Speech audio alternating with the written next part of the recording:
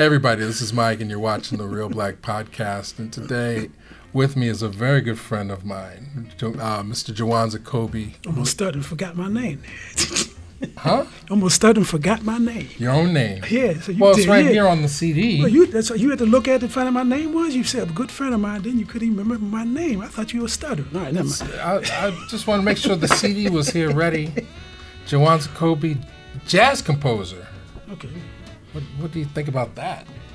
How does it feel to have a CD out there on the market with your face and your name on it? I'm not out there. Well, it's a necessary thing, but it's not a comfortable thing for me to put my face out there. That's not my ideal situation, but I understand the reasons why I'm doing it. Okay. If I could, I'd have an artist rendition or some a different picture up there. But from a marketing aspect, this is the reason why my face is on it at this point. You're humble. Well, I don't know about that. Well, you're on the Reelblack podcast, so you're completely exposed. Let me just put that right there. Hold up higher. Okay, they can see it. Yeah. Yeah. All right. Yeah, they can see it, and we're here. All right. Yeah. So, I mean, tell us about this. Is your second release? Yes, it is. On J. Kobie Music. Mm-hmm. No, JKM. JKM. Mm-hmm. Which is a record label. Okay. So, tell us about this one, which just came out. This one came out in end of February 26, early March, and I was telling you it was doing pretty well up. It peaked at number 24 in Jazz Week jazz charts. I have a single. I released 4 singles that didn't go at the same time I released this, and the singles are at number 1 and number 2 respectively on smoothjazz.com and some other radio stations and stuff like that. So fantastic. So for an independent person without money behind him, big backing from a company, I'm pretty happy with the results of some of the things I've done, because I'm a one man operation where I'm doing marketing, writing, everything. I need help, but not without pedigree. I mean, I need some help. You know, can't do it alone. To quote James Brown or Bobby Bird. You shouldn't. And if you have a chance, you shouldn't do it alone. Well, let's get into that then. This has been your dream to. Mm-hmm. I mean, for years. When I first met you, you were not actively. I was a Scepter. I was working in Scepter. Okay. And I was working. I was doing music. I was still doing music behind the scenes. I was doing. Prior to meeting you, I did the Best Western commercial. I was still doing tunes and submitting them tunes and trying to make. I did a TV pilot in Chicago. Didn't make it any place, but I've always been writing. I'll always write, regardless you hear about what I'm doing or what I'm not. I'm always going to be writing. Okay. But the choice to take a 9 to 5 primarily was. I developed a habit, and it was called eating, and I just want to break that habit. So I had to get a job to support my habit. Okay. And I had a family and everything like that too. Family, kids through school. Oh yeah. But I remember the day you left SEPTA, which for those who are not in Philadelphia, it's the Southeastern Transportation. Southeastern Transportation Authority. Okay. Southeastern Pennsylvania Transportation Authority. But you weren't the friendly bus driver. No, I was in management. Okay. I worked. SEPTA is broken down into 3 things: administration, transportation, and maintenance. I worked in the maintenance department. Okay. So anything electrical or anything like that, any electrical vehicles I worked on or managed those departments. Okay. Yeah. So sort of like Barry Gordy when he was working at the auto plant. He actually worked on the line. He was actually a mechanic. I mean, I started out as a mechanic. Electrical mechanic and SEPTA, but then I went on to management. But Barry, he was pretty much on the line all the time. Okay, so we could theoretically say you're like the Barry Gordy of Wilmington, Delaware. That's a real stretch, but well, you got your own record label. Shit, man, easy to get a record label. Humble. Well, a record label is getting a mercantile. You got a business license, and I'm an LLC. Plus, I'm gonna have a business license. Well, talk people. That's my record label, so it's a legitimate business. Talk people through it, because I know this was your goal once you left SEPTA, was to put your own releases out and get them played on the radio. So. Yeah, and first, to tell the truth, the first release I released while I was at SEPTA. And I was still at SEPTA, and so that came out during the SEPTA. I was recording time at SEPTA, and I released it the next to the last year before I retired. And this is the one I completely did without, away from after in total retirement. Okay. So what are the challenges of doing this? it's funny. When I worked at SEPTA, it seemed like I was wondering, it seemed like I had to, I was focused. I could get the things done. After I retired, it took me 5 years to get this thing done. My focus was all over the place. And I don't know what I had all the time in the world and couldn't get stuff done. But it was fun. After a while, because I had to choose between how many tunes I was going to put on which tunes and which arrangements. And I have 29 people on this particular CD. Wow. That contribute to this. So I recorded here in this area, then I recorded some stuff in Boston and Cambridge area. Musicians I knew up there, so it's up. Right. Yeah, talk about that. Your pedigree is the Berklee School of Music. Mm-hmm. Berklee College of Music. Berklee yes. College of Music. Mm-hmm. In Boston. Right. So, speak to that. I'm sort of in this. We have similar path in the sense that we trained very much when we were younger, but now with the technology and all those things, we're able to get more work out. Yes, and it's funny too you mentioned that, because years ago when I graduated from college, of course we know they didn't have computers. Well, they had computers, but they weren't totally absent, but they weren't like personal computers. They didn't have they was basically mainframes or something like that.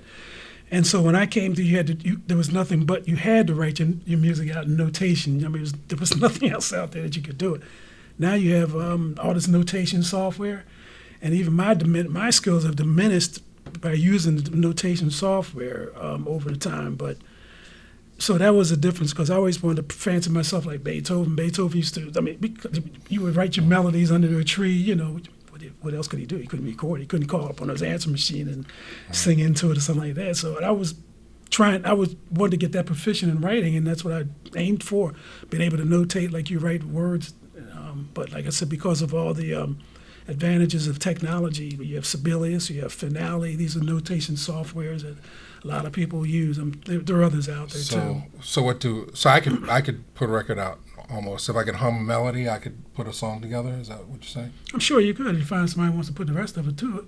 Okay, an arranger. Yeah, the arranger, yeah. Okay. Or you could, for yourself, for the argument's sake, yeah, they have enough pre-recorded things that you can splice together and make a song. Garage band. Yeah, the garage bands and other stuff. So you can make something. Right, but so what's your creative process then?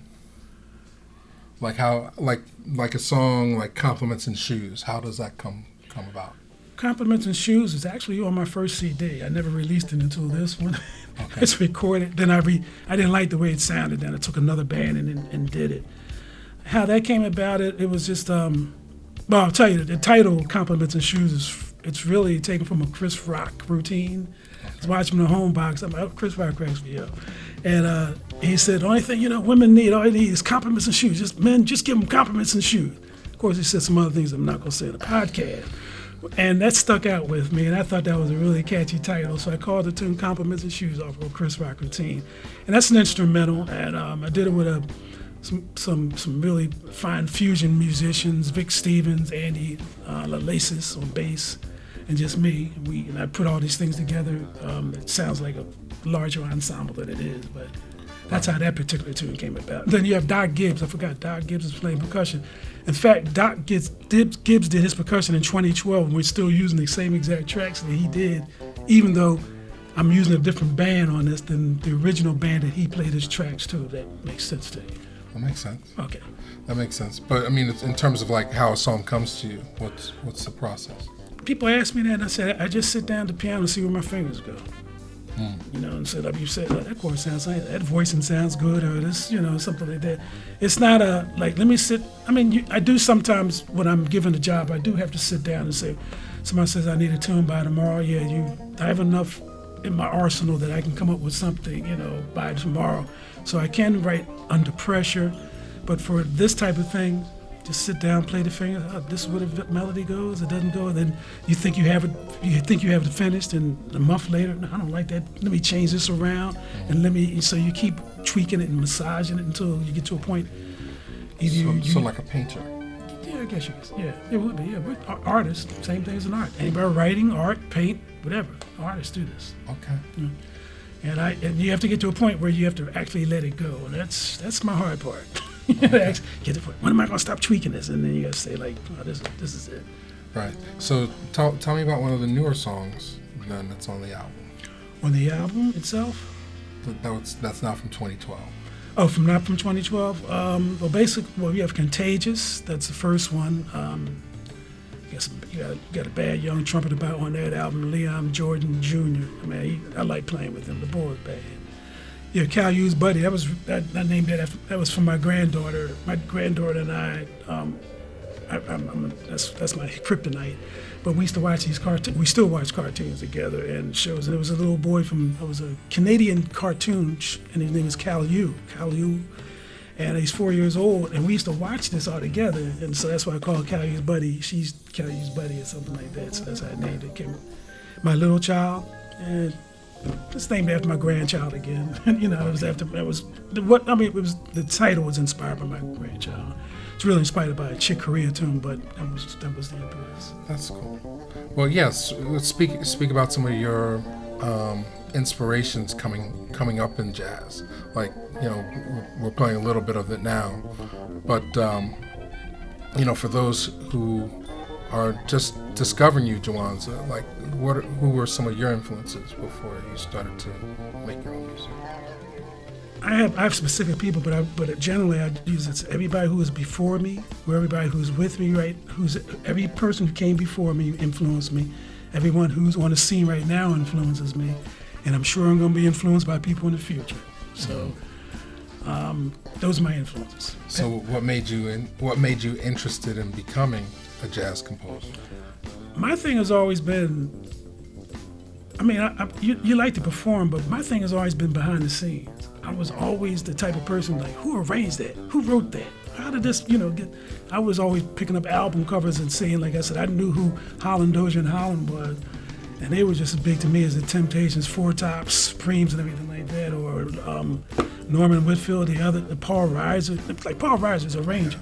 See, people, those are the people. Paul Reiser's in arrangements, and who else used to arrange it? Was another prominent arranger. David Van de Peet.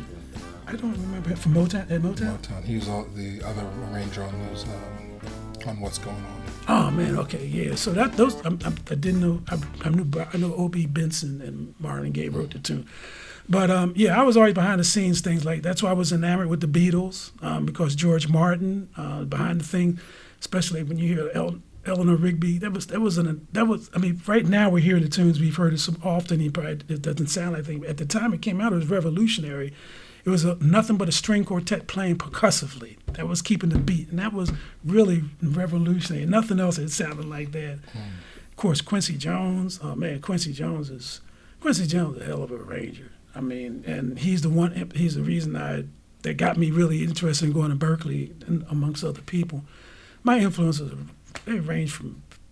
I have so many influences. Like my father turned me on to Oscar Peterson when I was 7, and I was hooked.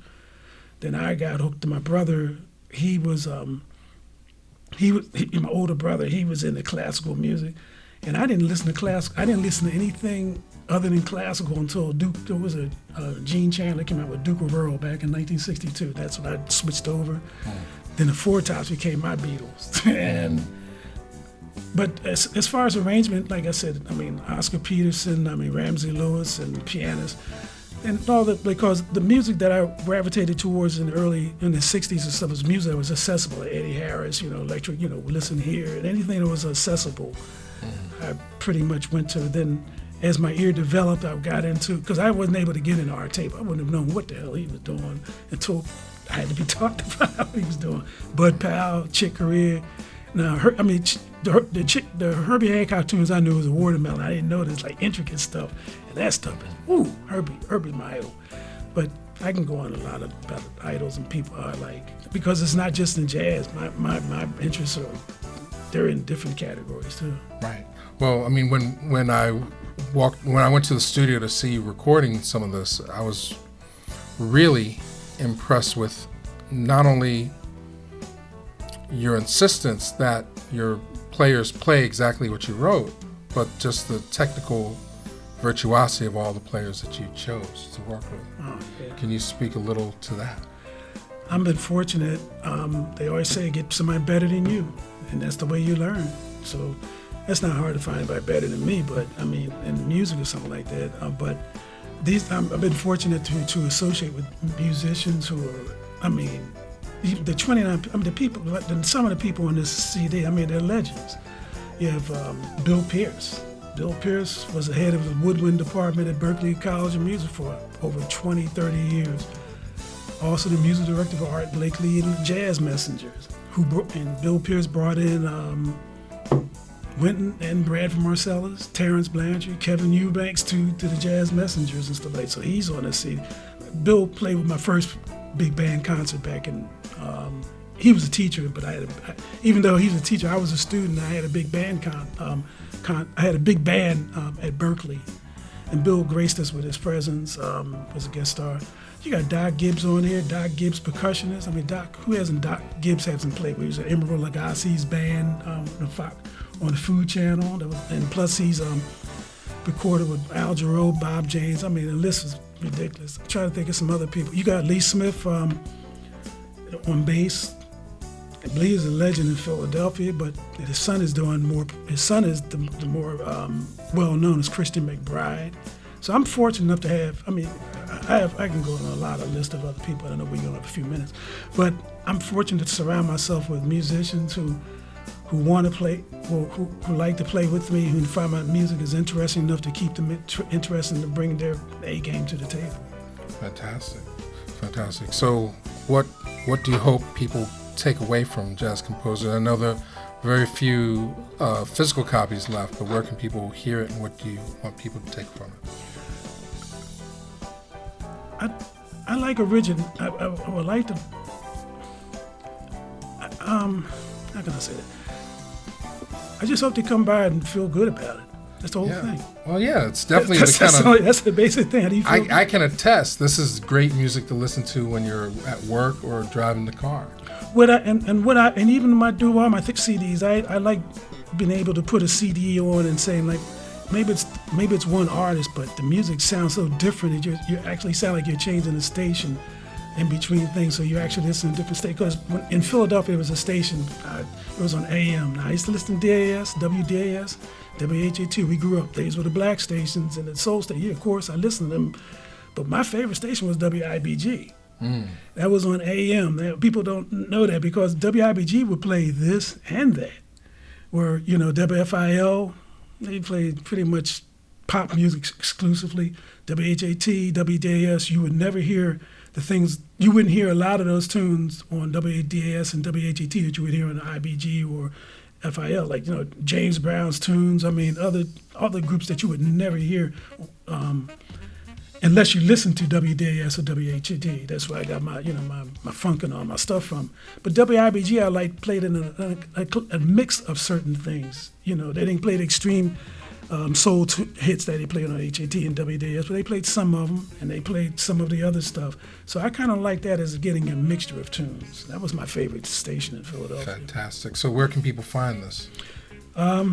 It's on every place. You can find this any place you find any other artists and stuff. And iTunes, iHeart, what are the other places? YouTube, for buying and stuff, for downloading, Spotify. Just Google if you ever Google my name, quite a few pages come up, so you can find it in any place there, any place. Now, the actual physical CDs, because things are changing in the music industry, CDs, as we're told, are not selling as well as they used to. So things are going to digital downloading. So you can download my CD. You can download this from all those other platforms. Like I said, if you just Google my name or come to my website, you'll see the links and stuff like that. Right. But the physical product is sold out right now. At this point in time, the physical product sold out. I'm going to do my first major performance in September 17th at the City Winery in Philadelphia.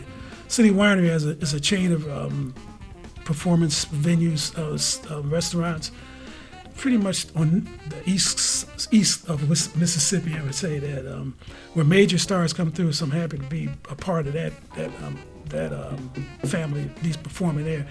And the reason I brought that because I might make it a CD release party, so I may be having some CDs to sell there. Okay. I decided, but you can go to there's some CDs at CD Baby you can buy. You can actually buy physical CDs at CD Baby at this point in time. Okay. They have a limited amount right there. Fantastic. Well, I can't wait. So what's the date at City Winery once again? The City Winery date is September 17th, Friday, September 17th, City Winery in Philadelphia. It's 3 days before my birthday, Chief. It is? Yeah. Oh, well, you should talk. Let me change the date and make it on your birthday, man. Oh, let me call them up, man. I'll make every effort to be there. Okay. And last year I took you out for your birthday for breakfast. You did? That was you were getting your car. You said, it's my birthday. Yeah, I was just moving in. Yeah. Well, okay. I was just moving down here. So I plan these things. He doesn't know that. No, I've known you. It seems like forever. Oh yeah. And I'm so proud of you, Oh, getting this done. proud of you. Stuff you do. And for those who don't know, Jawanza did a lot of the music in the early days of Reelblack TV. When we had interviews, we also had music underneath, under the bed. So this is like a full circle moment for us. So thanks again. Oh, okay. For hanging out. And again, Jawanza Kobie, jazz composer. And then the first one is called? Feels Better Than It Sounds. Yeah, so both those are available. They're available. I got quite a few of them. Just give me want a record? Call me up. I can sell it to you. Come to City Winery if you're in Philly. Hi, this is Jawanza Kobie, and you're watching Reelblack.